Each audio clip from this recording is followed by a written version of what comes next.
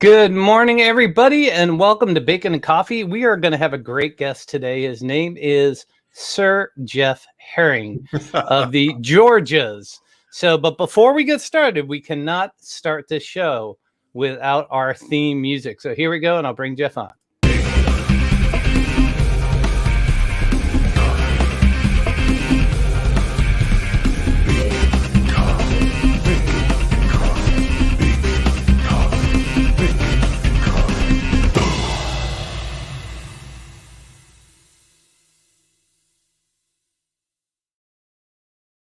And there we go. Mr. Jeff Herring is in the house. Jeff is a content marketing expert, a guy I've known for years, been on stage with.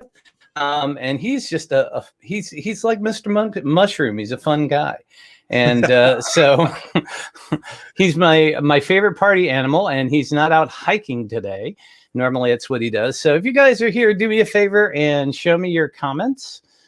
Just say hi in the windows, and you can do that. Live viewers show up right in there. So go ahead and Brian, I got to tell you that intro you ran. Yes, it was really sizzling. Thank you, sir. Actually, it's an original piece that I wrote myself. All right, good job. Yeah, thank you. Good job. Yeah, it was fun. It was. I got to take out my inner musician and do it. So, Jeff, let's let everybody know you and where you are and what you do. So just give us kind of the beef. Yeah, we'll talk about beef because we're going to talk. Yeah, that comes later. We're going to talk about barbecue. We're going to talk about Waffle House. We're going to talk about content. We're starting already. I love it. All right. Yeah, this is going to be fun. Yeah, and I think we might have a visit from a pirate or something like that. That might happen too. Yeah, arg. Here's what I want to do. Since you are the king of the meme wars, I want to have a pirate joke war in the middle of this. Okay. Oh, that would be good.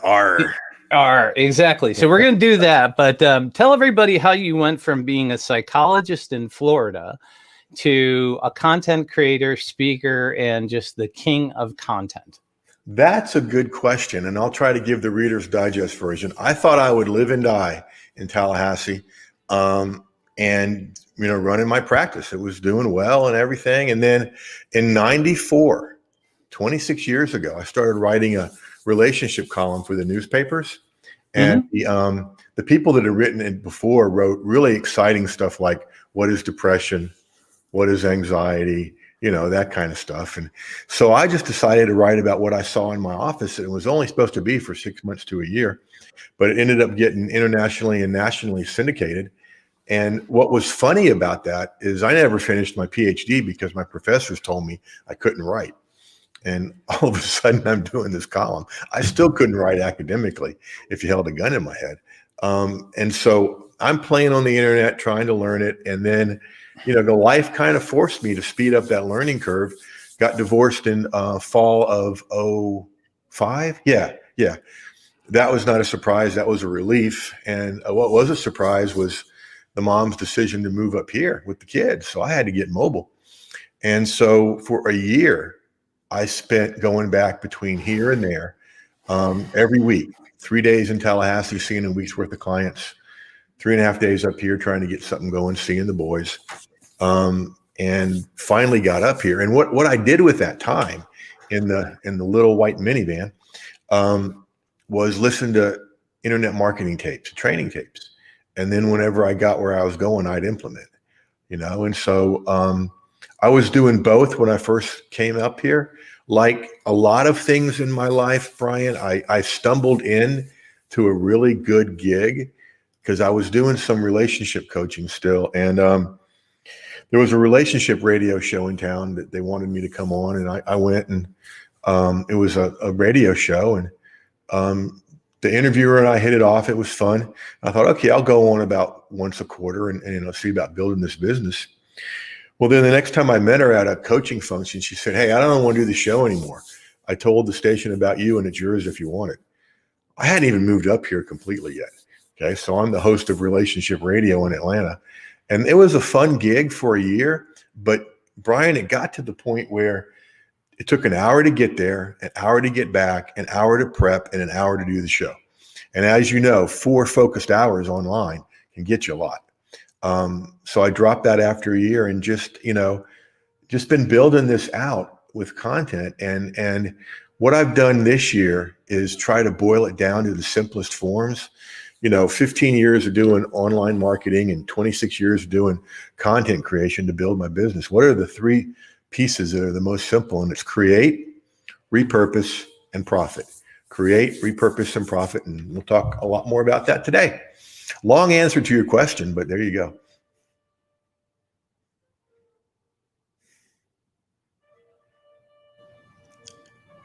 You're muted, pal. Thank you. I'm playing with so many things, trying to get things ready as we're going. I feel your pain. Yeah. So we met each other. The worst response I ever got to that phrase, "I feel your pain," to another speaker, was at a GKIC event. Okay. It's after lunch when everybody's, and there's a hotel there, so everybody wants to go to the room and take a nap. Ryan Dice was on stage. And he was trying to get everybody revved up, and it was crickets. I mean, and I was sitting on the front row like I usually do. And I said, "Ryan, I feel your pain," just loud enough for him to hear. And he says, come up here. I need a hug. So I walk to the end of the stage. He bends down and we hug, and he doesn't let go. And it's like, it's getting awkward in front of like 300 people, and then he squeezes my butt and sends me on my way. And everybody's laughing and howling, and he keeps on talking, and he goes, "Thank you for feeling my pain, Jeff." And he asked the audience, have you ever been in that situation where somebody hugged you and lingered too long? And my hand shot up just now, but it was the strangest response to "I feel your pain" I ever got. Yeah, that's a crazy response. And Ryan Dice is great. So one of the things, there's a couple of things I think they're really key important that, we're going to cover today, and we'll jump into a whole bunch of different topics. But, I'm in relationship marketing. Okay. You've taught me a lot about content creation. One of the things I've learned from you is that relationships and psychology and content creation go hand in hand. That, what usually misses from content creation is empathy. There's usually a lot of sales pitchy pitch. There's a lot of things that people talk about. They want to get across the features and benefits. I tell this story just about every single week, and it's one of my favorite things. And it's a, semi-fable, but Ernest Hemingway was asked to write a 6-word ad. You remember the 6-word ad? What is it? I think this one is baby shoes for sale, never used. Right. Yeah. Exactly. You hand that to a marketing person, is available now, brand new, patent leather, supportive, great, help your child grow up strong, yada, yada, yada, buy them now. Right? Yep. They miss the whole concept of what the meaning of the message was. And so talk a little bit about how you went from taking the psychology things that you learned about people and starting to apply that to your radio show, the content you started creating, the articles that you did. I mean, you were into article marketing way before there was anything like Facebook or Twitter or Instagram or LinkedIn or all that kind of fun stuff. So kind of dive into that a little bit. Well, there's two pieces to it. There's the relationship piece that you just talked about. And an example of that, Brian, is at an internet marketing conference, I would never win the contest for list size. Everybody walks around and talks about the size of their list, and size does matter.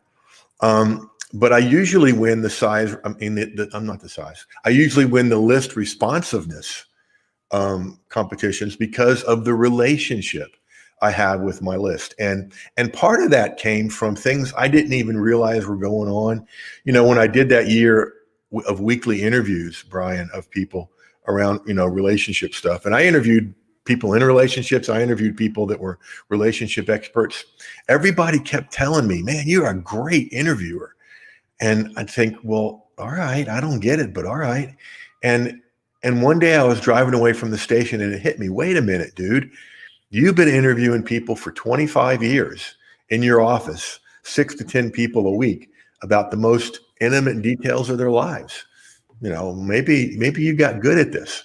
And so people forget that there's the people in your list that I call a list community or audience are real life people with live hearts and live heads and fears and hopes, just like we have. And the other piece that went with that is I talk a lot about the things I learned about repurposing and building things even before I was on the internet. And the column taught me a lot about that. And everything I share now worked offline, multiply it. Hey, Chris, all the way from across the pond. Hey, Sunita. What was I going to say? It works offline, but it works 100 times better online. So I got this writing gig. Side note, a real funny part to that story. My professors told me I couldn't write, and I never finished my PhD. And then about 3 years after I started this gig, one of those professors, Dr. Mary Hicks, signed up for one of my content creation workshops, and that was a happy day. So that article would come out in the paper, the newspaper, on Monday morning in the health section, usually the front page of the health section. So I'd cut it out, take it to work, make copies of it, put it on the bulletin board, and hand it out to every client that week. So no one left my office empty-handed. They had an article by me with my contact information on it. A lot of referrals, a lot of repeat business that way. On Wednesday, I would take that article over to the number one morning show, Soft Rock station in town, and do 3 minutes live on Wednesday and record 3 minutes as if it was Friday that they'd play Friday, right? And, people would ask me, Jeff, what do you do that for? Do you get paid? I said, no. Well, you go over there at 6 a.m. in the morning. What do you do that for? I asked him, I said, what do you think 6 minutes of advertising completely focused on me on the number one morning show in town would cost? 6 minutes a week. And they went, oh, okay. And then once a month, I would take that same article or the best one that month and, drive out to the NBC affiliate in town. And I was the Good Morning family therapist. Okay. So I had the papers, the radio, and TV locked up every week, every month. And now take that online. Okay. That's blogs, that's Medium, that's written content all over the place. Radio is podcasting, TV what we're doing now, and it works that much better. Now, side story. I don't even know if you know this one. One morning on the way over to the radio station, I was listening to the radio, same station, and I heard Wayne Rogers, the guy that played Trapper John, on a commercial, and he was hawking some coffee. And I knew he had gotten into lots of businesses afterwards. And turns out he's going to be in town at a little quick stop place hawking that coffee later that morning. So I didn't have clients for that time. I went straight from the radio station over there. Figured it's going to be a big long line, and there's going to be TV people there and cameras and everything. Dude, I walked in the store and there's one person in line before me. And then it was my turn, and I got to have a half-hour conversation with Trapper John from MASH. Cool. I was losing my mind, and I'd met Alan Alda years before, and freaked out there talking to Hawkeye. And during the conversation with Wayne Rogers, he mentioned one of his business partners, Peter Falk, who played Columbo. He was friends with, and I said, "Wow, he's famous in my niche." And well, what do you do? I said, "Well, I'm a counselor, psychologist, marriage and family therapist." And he goes, how is he famous? I said, well, when we think somebody's lying to us, we usually don't go directly at it. We do the Columbo approach. Like, help me out here. I'm a little bit confused. You're saying this and she's saying that. How can they both be true? And he goes, hang on a second. He reaches in his pocket, Brian, pulls out his cell phone and calls up his buddy, Columbo, Peter Falk. Really? Wow. Yeah. Yeah. And I'm freaking out. And he goes, dude, he goes, buddy, you got to hear this. Hands me the phone. Okay. And then I'm explaining to Peter Falk how he's famous in our niche. Right.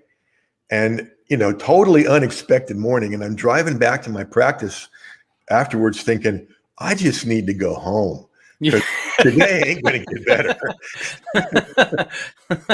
Yeah. It's an amazing story. I have heard that before. And, So let's dig into there's a couple of things, and Mark S.A. Smith, who was a guest, actually the first Bacon and Coffee, said, brilliant, never let your customer leave empty-handed. And that's one of the things that, I mean, you have taught me so much about content creation. And I think the biggest lesson that I learned from you a long time ago, and we've had this discussion offline, online, everything, is everything that you do is an asset. Even those like piles and piles of letters that you used to give to your psychology friends or clients or whatever it was are sitting in binders. And, maybe you don't have the files for them, but nothing says you can't hire a VA to get them typed up and reuse them again. As a matter of fact, I could see you grabbing a binder right now. There it is. Okay. So it's sitting in a binder. And so it's still an asset, right? Yep. And this video is an asset, even though people are here live right now. Thank you, everybody, Phil and Ian and Mark and Sunita and Chris and LinkedIn user, whoever you are. Thank you for coming. That's at least the people that have commented. This is an asset that's going to sit on LinkedIn, and Peg is here. It's going to sit on LinkedIn for a while, so people can come back and watch this again. And it's going out to YouTube, so it's an asset on YouTube. It's on Facebook Live. I can take this video and download it. I can use it and cut up pieces of it. I can have it transcribed. I can just use the audio and turn it into a podcast. Matter of fact, I'm getting started on potentially doing a radio show in Asheville, North Carolina. I could actually give them the live stream of this and turn this into live radio every Saturday morning. I mean, just Sweet. Every piece of content is an asset. You just have to know how to use it. And the thing is you can take that asset and put it into a form that people can take away. Right. So we can summarize this. We could put bullet points together, turn it into a PDF, and go in and say, here's the video. But if you ain't got time to watch the hour, because it's a long time, here's the bullet points of what we talked about. But Absolutely. If you're going to download this, Absolutely. Do me a favor and give you your name and address. Okay. Yeah. So I've taken that same concept and used it with my larger clients, and so we'll talk about that a little bit later, but, exactly kind of right. build upon that. One way to look at this, and this is a write down, folks, content is everything. Oops. Sorry. I hit a button wrong there. Quick. That's okay. I'll say it again. Content is everything, and everything is content. And just it depends on how you package it. That's all. Yeah. And so Brian, I got a question for you. Fire away. Did you hear about what Hawaii did this past week to try to fight COVID? No. They have actually prohibited loud laughter for like 6 months. Really? For the next 6 months, you're only allowed aloha.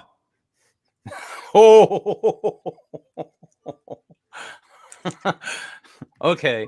So now you just cost me. Right, you've cost me like $500 because now I have to go get a mixer to plug into this thing and have my ba-dum bum all set up ready to go. So that's a dad joke. See, I'm preparing for my grandfather jokes because I'll be one in a few days. And in a few days, with that though, you only have to tell one joke over and over again because they won't know. And by the time he's old enough to know, I'll be old. So that's awesome. Okay, so let's jump into Waffle House. How do you like your hash browns? I forget the slogan for it, like smothered and covered, but I like onions, mushrooms, and tomatoes. On your hash browns. Yep, on my hash browns. And you know what I do? Okay, I get hash browns and a waffle and 3 scrambled eggs. Okay? And I take that waffle and put syrup on it, and then I put my hash browns on top. Okay? Put ketchup on top of that, and then I put my eggs on top. Wow. Okay? Now you can't do that very often and live. Right. but once a month, you can pull off something like that. Now you guys discovered Waffle House when you were down here speaking for NAMS, right? I had never been to Waffle House until I was in Atlanta speaking. And so it became an adventure. I mean, there was a whole team of us that were either, speakers or people working in the crew and stuff like that. And we went to a Waffle House, and that was the thing. It's like a whole bunch of us went out to Waffle House, and it was, it's not the greatest food in the world, but it's Waffle House. It's fun, and it's across the generations. The high school kids I work with at church, they love it. They call it Wahoo. Okay, it's not Waffle House, it's Wahoo. Yep.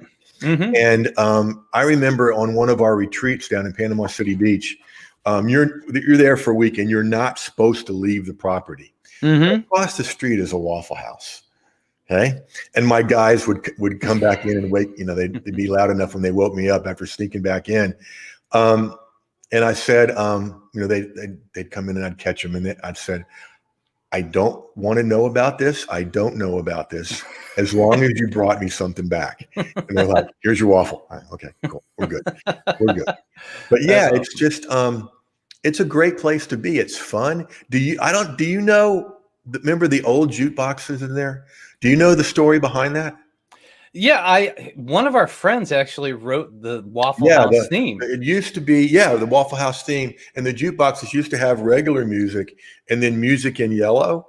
And Mike Stewart wrote that music. He ran into this woman at some function who wanted to have some of her songs written, right? Mm-hmm. And he was like months into working with her before he found out that she was the wife of the Waffle House CEO.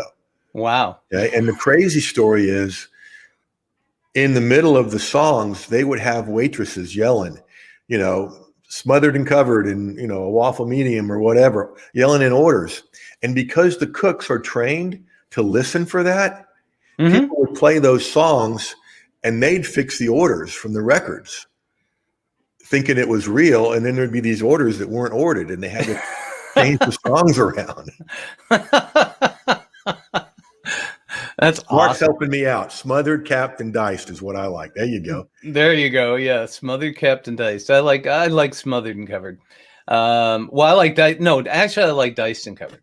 I like onions and cheese. And then one thing that I was so disappointed in is smothered it's basically a piece of American cheese. I thought smothered would have been, like cheese sauce, like Cheese Whiz all over the things. Yeah. But I was disappointed when I finally had it. It's like it didn't live up to its expectations. Yeah, it could be better.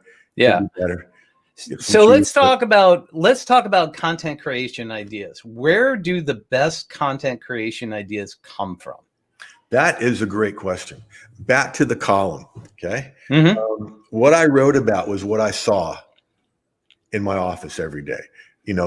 Cleverly disguised, not to break any confidentiality. But by doing that, it was engaging for people. And by doing that, I demonstrated two things. And this is where the ideas come from. And this is what you want to get across in every piece of content. I was able to demonstrate the unique approach I had to problems and the unique solutions I had to problems. Okay. Mm-hmm. So looking at your niche, how do you uniquely approach the different challenges? How do you uniquely solve the different challenges? Create content around that, and you're golden. Mm-hmm. And you need to have what I call some kind of content capturing system, because you get ideas and you're going to tell yourself, I'll remember that when I get home. And I'm here to tell you, no, you won't. You'll sit down and go, yeah, exactly. Exactly, buddy. Yep. Exactly. There, my phone. Back in the old days, before all that stuff, I would actually call my own answering machine and leave a message. With an idea, and I'd forget about it, get home and listen to it, and that was weird. That's me. But it worked. I send emails to myself. I did that once this morning before I got out of bed. Capture those ideas and make that an evolving, living document. Keep adding to, so that when it comes time to create, it's not a matter of coming up with an idea. It's a matter of narrowing it down to the one you'll do now. Right. And the thing is, you just have to find a way to categorize, organize, and have these. You are so good at that. I've learned a lot from you about that. I mean, I see some of what you do in the organization you show me, and I sit in awe. Thank you. Yeah, well, I've learned to use tools. I mean, one of the things, okay, so for those of you who think I'm 25, I'm not 25 anymore. I bought this cool tool, and I love it. It's called a Remarkable Pad, okay? And this thing, yeah, and this thing it is not cheap. It is when it's all said and done, I'm going to be honest with everybody, not that I've lied to you ever. That's one of my favorite, anti-truthisms, Right. whatever you call it, antithesis. But the bottom line, it's about $700 when you slap in everything, the shipping, the eraser pencil, the leather cover. I mean, you can get it for cheaper if you want to. But the bottom line is like, I look at everything from not what does it cost, what does it save? Right. Mm-hmm. And so I'll tell you how much time this thing saves me. Number one, it's bigger than those half sheet of paper things that I was using. Right. So I'd sit down every time I had a meeting or had to take notes. Every time I interview you on the Bacon podcast or anybody else, I would write the notes down. Right. And so I'd write them on a sheet of paper, and then I'd rip the sheet of paper off, and I'd have them sitting on my desk, and eventually I'd have a stack of paper this big. Well, what do you do with that stuff? You have to take that and actually put it somewhere. Right. So I'd have to put it into a document. I'd have to put it into show notes. I'd have to put it into Evernote, which I use. And so what this thing does, it's unlimited. It's like an unlimited pad of paper. And it saves on my phone. It saves everywhere. So, and I can put them into folders. So I can have notes for a client. I can have notes for the podcast. I can have notes for everything. And it's all organized. So I'm writing more because I got a mental block in my head that I knew that if I wrote something down on a piece of paper, somehow or another, I was going to have to transfer that somewhere. So I was actually writing less notes, taking less information in. Yeah. And then I'd say, what the hell? Right. What the hell was I saying? Right. And so by the time I got down to having to transfer it, I couldn't remember half the things I wrote because I was afraid to write too much. And it just became a barrier, into the things that I do. I mean, even things like GoToMeeting, which now is Zoom, which we all have, is, I said to myself at one point, it's like, GoToMeeting was $1,200 a year when I was using it. It was the only thing that was available. But I sat down and I looked at it and I said, you know what? I go to a client meeting and it's an hour up. I sit and talk to them for an hour. It's an hour back. If I went downtown Chicago, it could be 5-6 hours a whole damn day. And so at the time, the minimum I was making was $100 an hour. I said, I just got to save 12 hours with this thing a year and I'm making money. Yeah. Yeah. And it's like, so when it comes to content creation, it's on my list of things to do. And another thing that's content creation, folks, and so many people miss this, is stories. Right. Okay? I've told a lot. You've told a lot. Mark just triggered another one for me. He's saying that, those waitresses yelling out the orders is like yelling, "Hey, SIRI," or "Hey, ALEXA." So the woman that does the voice of Siri, lives a few exits down here in Sandy Springs. Wow. And she's in a band. And when Mike Stewart mentioned that, I said, dude, the next time they're around and you go, you got to tell me. And he said, why? I said, because Caleb, who's now almost 19 in a couple of weeks, but back when he was, 12, 13, 14, he and his buddies loved nothing better than to ask Siri just horribly obscene, terrible questions to see what their answer was, right? Right. And I thought, I'm going to introduce him to the woman he's been talking to, right? So we're in some place up in Dahlonega, and out, visitors call it Dahlonega, but it's Dahlonega, a few miles up from here. And the band's playing, and I brought Caleb with me, and this woman walks over, and I said, Caleb, I want you to meet so-and-so. And I said, she's Siri. She's the voice of Siri. And you should have seen his face, Brian. It was like split down the middle. Half of it was like, oh, this is so cool. And the other half was like, oh my God, the things I've said to her. Luckily, she's not like Alexa. She doesn't listen to everything, right? That's right. Yeah. Good point. Yeah, I'd actually changed I have an Alexa in my office. I had to change it to Echo because I was talking about it so much on the podcast. In the middle of the podcast, it would constantly come up and jump at me. And interrupt, right? Yeah, exactly. I don't know about that. It's back to 2000, the movie 2001. Sorry, but I can't do that, Dave. There you go. Yeah. So anyways, back to the content ideas thing. I mean, Yes.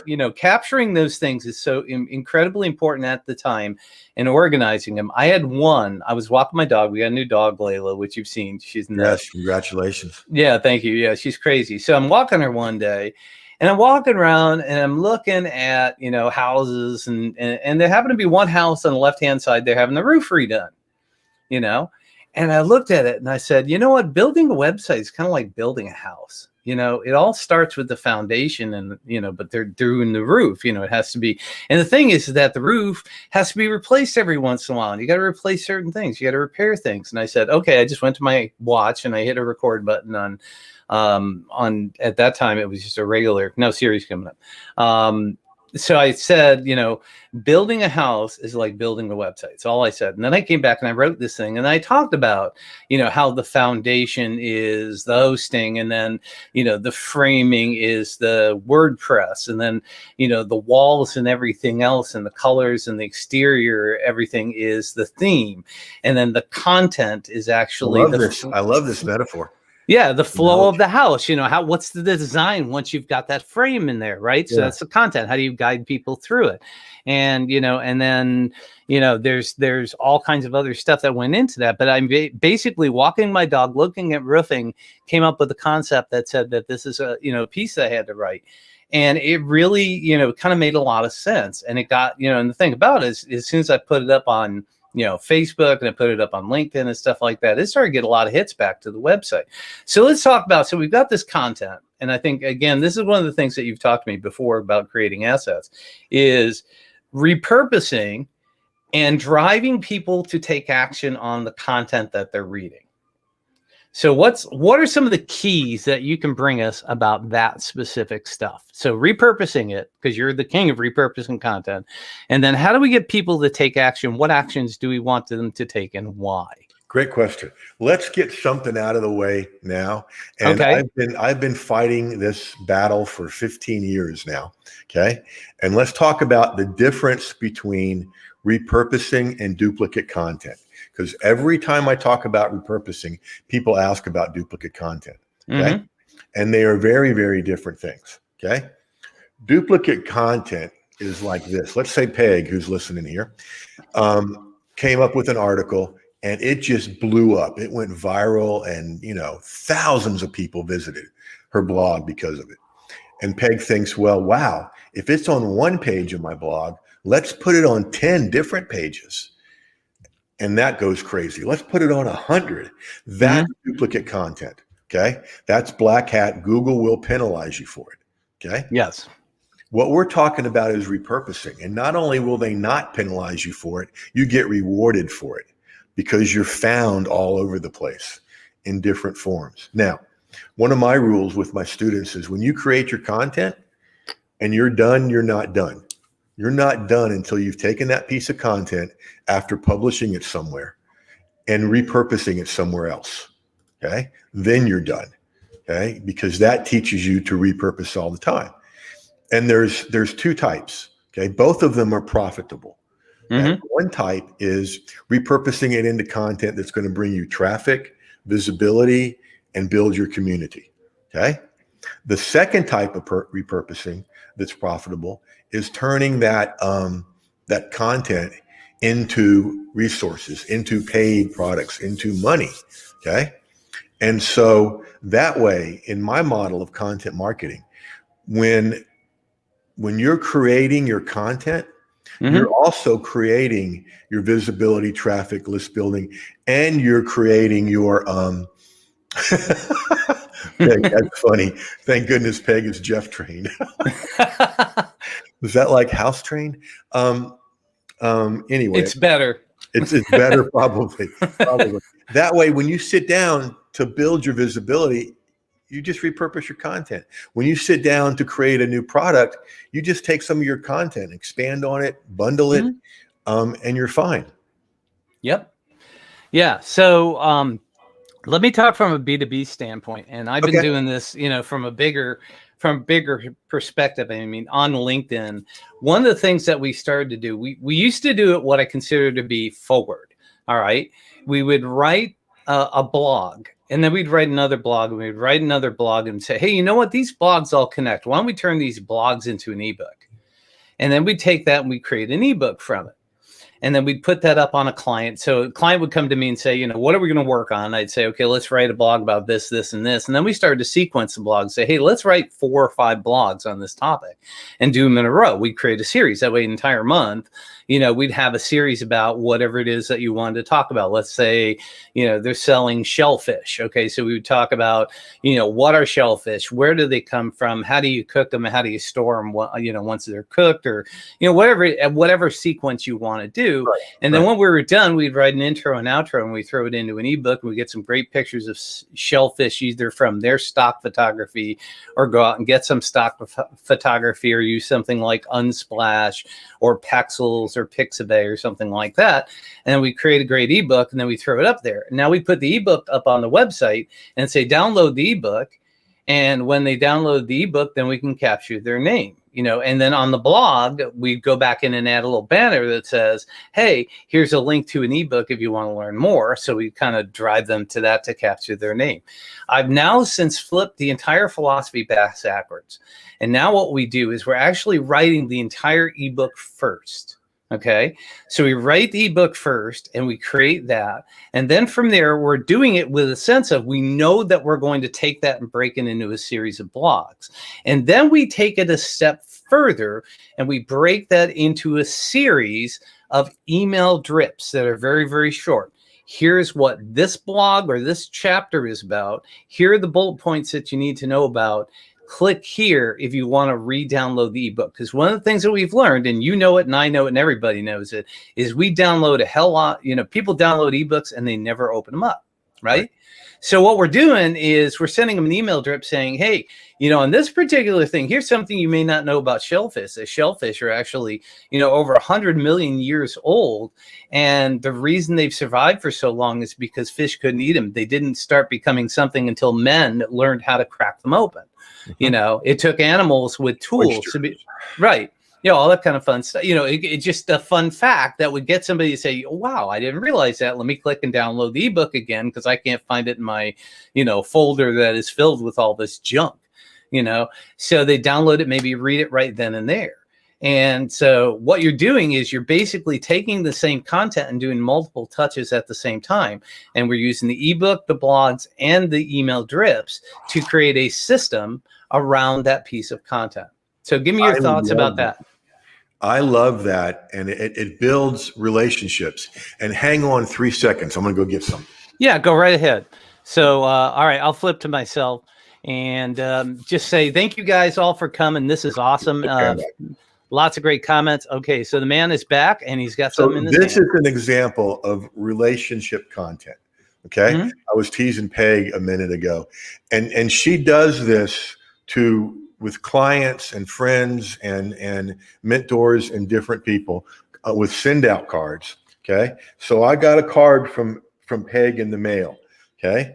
Now, talking about relationship building and paying attention to people. Okay.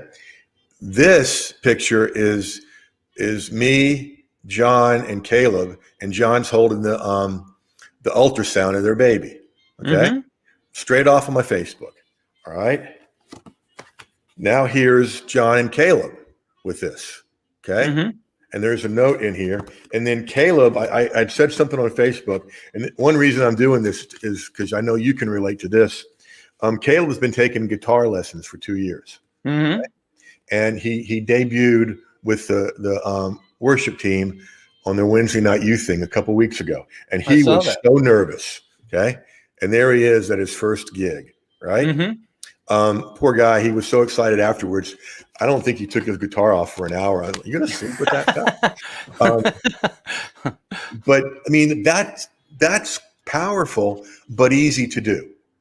Yeah. Pay attention to somebody's content and do something like this. And how many ways can you use that? Right. And right. Playing off of what you said, something I've been really focusing on into last year, beginning of this year, is something I call content profit funnels. Mm-hmm. Okay? And there's so many of them. The easiest one, let me get a sip here. Mm-hmm. The easiest one is to get your content on a place called medium.com. Yep. Okay? Now, side note, next time you're at a store and you're buying clothes and they ask you for what size you wear, tell them extra medium. Okay. The clerk will take 2 steps away and turn back around and go, what? Because if there's extra small and extra large, there should be extra medium, right? Right. Yeah. So I thought it was funny. Anyway. It is funny. Okay. And so get your content on Medium. They'll do text, they'll do audio, they'll do video. And here's the thing, folks. Every time you put a piece of content there, you've created a residual income asset because they pay you for your content. Mm-hmm. Now, it's pennies at first. Okay. You do it too, I know. But you build up from there. Okay. Another content profit funnel that you could build off of what we're doing right now. Okay. You do a free event. It can be a live cast like this, a podcast like you do, webinars like I do, even just plain old articles. Okay. You can do something like that and it's free, right? Then you get it transcribed. All right. If you want it done really well, go to rev.com for $1.25 an hour. I mean, a minute. God, $1.25 an hour would be great, wouldn't it? Yeah, well, it'd be nice. But for those of you that have been around a while, Phil says extra medium equals aloha. Yeah. Right. Yeah. Well done. Thank you. Boom. What was I talking about? Medium. You were talking about Medium and repurposing. Oh yeah, the other one. Okay, so Rev gets it done on. It's a few tweaks you'll have to make. There's another place called Otter.io that's artificial intelligence. You'll have to make a few more tweaks. But what I do is I'll take a transcript from a webinar and I'll say at the beginning of the article, this article is an unedited transcription from a recent webinar. If you'd like to see the show replay, click here. And now they're reading the article and going to the video. Okay. My point, and I do have one, is when you transcribe that, you've got articles, you've got transcripts, you've got notes. Okay. All there to use as lead magnets. Okay. Now the next thing you do, two sources of income, one online, one offline. Okay. The online one, the digital one, is you take all of these broadcasts, Brian, that we're doing right now, and you bundle them into a secure place. Okay. And and then you pay, people pay monthly for it. Okay. That's recurring income. The other thing you can do with it is, especially if it's something you do regularly, during that time of the year when everybody thinks that no one's buying, between Christmas and New Year's. And I want all those people to keep thinking that, because that's one of my best months of the year. You bundle all those together and sell them as a package. And the way to do it offline is all of those transcripts are perfect for newsletters, for a printed newsletter. And those are still huge, still done, still huge. The smallest newsletter I ever sent out, and it was mailed out, okay, only went to 16 people. And they were the 16 guidance counselors in middle schools and high schools in Tallahassee, because they were my main referral source, because half my practice was kids, adolescents, teens, and their families, right? Right. And there was a rule in Leon County that when a guidance counselor gave out a name, a referral, they had to give 3 names. And I wanted my name in front of them every week and on top, so they could put their thumb on it or say, and that's the one my kid sees, stuff like that, right? And it was, you'll love the name, nice alliteration. It was called the Guidance Gazette. Ooh. And all it was GG articles. For short. That's right. GG volume 3. And boy, if I didn't send out GG, they were emailing and calling, because this was before texting. And so all it was content, okay? Articles, lists, and a strategically placed schedule of my group counseling for teenagers. Okay. Awesome. So, and I made so much money from that. And you guys can do the same. You can make that, traditional hard copy. You can make that digital. And that's all from doing a free event. Right. So can I ask the audience something? Yes, please. What's the free event you guys would do to do that? Would you make it a podcast, a live cast, a webinar, an article? Just type in the Q&A what you would do. Thanks, Brian. You're welcome. And just so everybody knows, if you want to reach Jeff, you can go to 21freshcontentideas.com. Just forget the second. Yeah. Forget the second com. Yeah. Let me edit that and just put the one com in there so I don't com. In Brian's defense, I'm Captain wrote Typo. that when we were talking before the show. Yes. So I totally understand how that happened. Yes. But anyways, you can reach Jeff at that, and he gives you this free, fresh content ideas. Hey, Jeff, can you believe that we've been at this for almost 48 minutes? I can, because we have such fun. I know. And so, yeah. Quick. So the comments, we just got a bunch in, and some said webinar guidance, Gazette article. Yes, all those things are cool. So I want to open it up. If anybody's got any questions for the last 10 minutes, go ahead and do that. But I want to tell one other story from my perspective. And again, this was built. Okay, so when I wrote my first book, all right, first and foremost, I am not a writer. I suck at writing. I have DDA, which is ADD and dyslexia, and I honor it. I love it. And it is a superpower. Yeah. And my dad said, "You're writing a book?" He says, "You sat on my lap at 6 years old and I bought a reading machine to teach you how to read, and you were slow as hell." He says, "How the hell are you going to write a book?" I think your dad and my dad know each other. Yeah. And I said, "That's it. Dad, it's easy. All I did was take a bunch of blog articles and kind of sequence them and fill in the gaps." He goes, "What are blog articles?" And I say, "These are things I've been writing for years about how to do this and how to do that." And, and I kind of pieced it together. By the time I got to my second book, I got smarter. Instead of actually writing a book, I talked it into my microphone. And then I went to Rev and had it transcribed. And I went the cheap way. I went the 25 cents a minute, the easy way. And then I read it and rewrote it and put it in order. And then I handed it off to an editor who turned it into a book. And, and then one of the things that you taught me was, using Rev and stuff like that. So here's the trick, people. This is what I do every single week. I've got a system down, and I like to systematize my content. So the first thing I do is what I call a monocast, which is the Bacon podcast. And that's me talking for 10 minutes, period, amen. It is always 10 minutes. There's an intro and outro, and it's a hard stop. I don't let myself go beyond that. I don't move the ending ever. 10 minutes. Yeah, it's always 10 minutes. And so that currently is part of what I put a new intro on it, and that's what's going to go on a radio station at drive time every single day in Asheville, North Carolina. Eventually it would be potentially broadcast across the United States. And it's going to be called Bacon. It's going to be called Bacon Bits. Okay. I had the intro redone this year. I had a little tag to the end of it. One of my buddies did it. PJ, if you're here, thank you very much. And he's the guy who's kind of guided me through that. So there's one piece of repurposing. Then I send from there, I cut out the intros and outros, and I just grab the guts of it, and I send it to Rev. And I do pay the $1.25 on that one. They convert it to text. And I take that text and I copy it, and I throw it into a blog post. All right. And inside that blog post, I basically tweak it a little bit, and then I hand it to a VA who then helps me, get the graphics set up. She proofreads it and organizes it and fixes it and makes it pretty and makes it legit. And then she publishes it Tuesday morning. And then I have an expert interview with somebody like you on Wednesday. And then that same VA goes back and said, I have pictures set up for her in a Dropbox, and it's your picture and the picture that I used on the blog post and the podcast.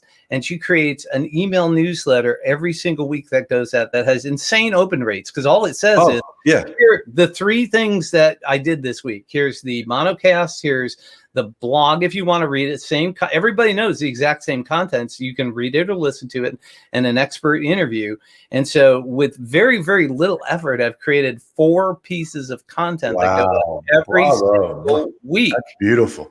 Yeah. So it's all systematizing. You've taught me that, though. You've taught me the ability, of repurposing has helped me learn. I'm the king of systems. And you took action on it. That's what makes the difference. If they ever have you down to visit Asheville, which is a really cool town and area. Check out a place called Biscuit Head. Okay.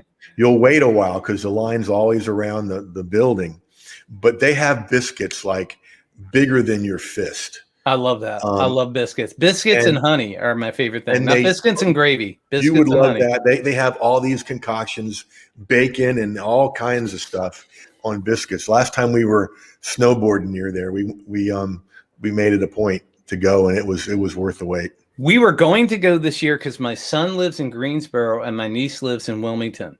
So my son's out towards the west. He works for PepsiCo. My niece lives down on the beach. Yeah.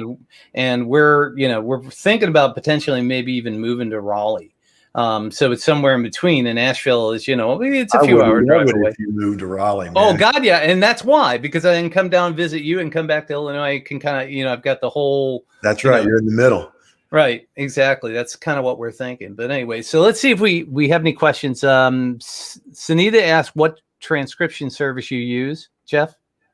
Rev.com if you want to have it near perfect at $1.25 a minute, or they can do it for 25 cents a minute too, AI. And then otter.io is free. You got to make some adjustments to it though. Yeah, but I like the thing I like about the automated one, the 25-cent one, is I use that a lot. I take Zoom meetings with my clients and I record them. Excuse me. And when I send them, they send you the recording and the automated transcription next to each other. So you can actually listen to it. And if something doesn't make sense, from a just a usability standpoint, if you're just trying to use it as audio notes, you can easily go back and listen to what was said just by clicking on the text. So, depending on how you want to use it. Great idea.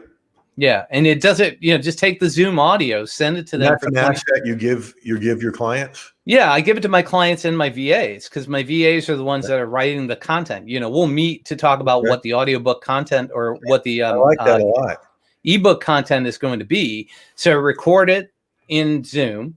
I take it and send it to Rev. And then now I have a link that I could send to both the client and to the VA. So they both have the same copy and then they can listen to it. Yeah. That's very sweet. That's real added value. Yeah, it is. And it's cheap. I mean, it costs, average meeting half hour. It's usually about $8. Now, somewhere in the promotion of this, because earlier today I hopped on all my StreamYard, I hopped on all my groups and invited folks. I did something like this and then promised it. So we got to do it. Let's do it. About my magic box. Okay. No, you didn't tell me about it. Right next to me. Now, some people would say this is just a cheap footstool from Target, where I put my feet when I kind of close my eyes for a little while in the afternoon sometimes. It's otter.io, Sunita, but it's full of magical things. And I'm going to pull one out that people will recognize. Okay. So let me just turn around here. Okay. Okay, here's one. Ooh, I love that.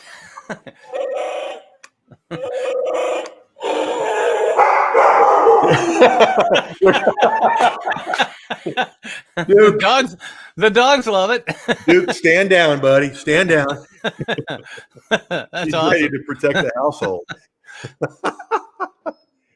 Phil says, Jeff or Brian, what piece of content have you ever produced that gave you the most engagement? Oh, that one's easy for me. Okay, go ahead. That was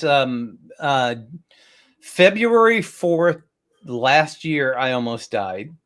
And I wrote a blog post after that about how people came to my house after that I got out of the hospital and how they were shoveling my driveway without ever even asking me. People were just showing up shoveling my driveway. And that one just got so much. It didn't necessarily make a lot of money, but it certainly got the most engagement ever. I think one of mine was the story of when John, my oldest, who's now 26 and about to be a dad himself, was 1 year old, and I took him for a drive in the middle of the night to get him to sleep, just in a t-shirt and underwear. That was me, the t-shirt and underwear, and got pulled over by the police. Nice. Yeah.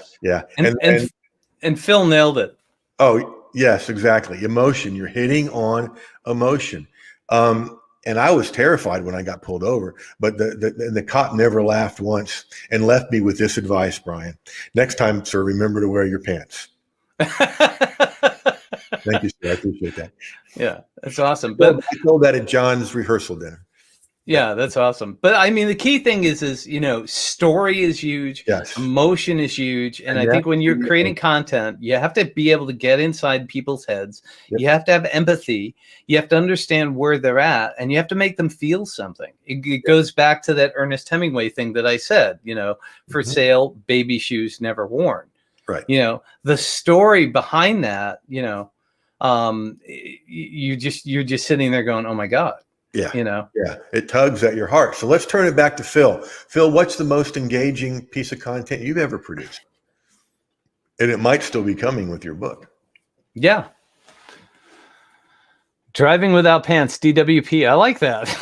Billy, thank you. I love that. I've told this story for 25 years in keynote talks and in everywhere, and no one's ever suggested that. That's awesome. Yeah, Billie Jean's a copywriter too. Yeah. Thank you. Yeah. She networks with do you know Deb Creer? I know the name. Yeah, she's been at NAMS and stuff like that, but she's down in Atlanta. And Billie Jean's in a different networking group with her, and she's awesome. That's good. So Billie Jean. Yep. Yeah. So now you can say, yeah, I was pulled over for DWP. I may have to rewrite that story. Well, you just did. Billie Jean just gave you. Exactly. Yeah. Let's get this part transcribed. Yeah. And Phil said when my daughter died. Yes, I remember that. And Phil, put a link to your upcoming book in the comments because it's coming out April 4th. It's a great book. I read it. Good stuff. Stories about he's an old rock and roll dude. My favorite story with him, and I don't want to get too deep into it, is when he was driving around with Jimi Hendrix in the South. If that doesn't give you what you need to know, that's about it. There's a bunch of great stories in there. Yeah. All right, we literally have 2 minutes left. My goodness. I know, but Jeff, man, this is we talk about scratching the surface. Camera, refocus. Come on, refocus, camera. Let me just turn it on you. So I want you to go ahead and tell people about you and tell me what's happening in your world and how people can get a hold of you. And let me put up the banner for that. So, because I appreciate you, man. I appreciate your time. I appreciate everything that you've done for me over the years. My pleasure, sir. My pleasure. Yeah, go for it. So there's the link. You'll get 21 fresh content ideas in a guidebook, 21 fresh content ideas, creatively named.com with just one.com.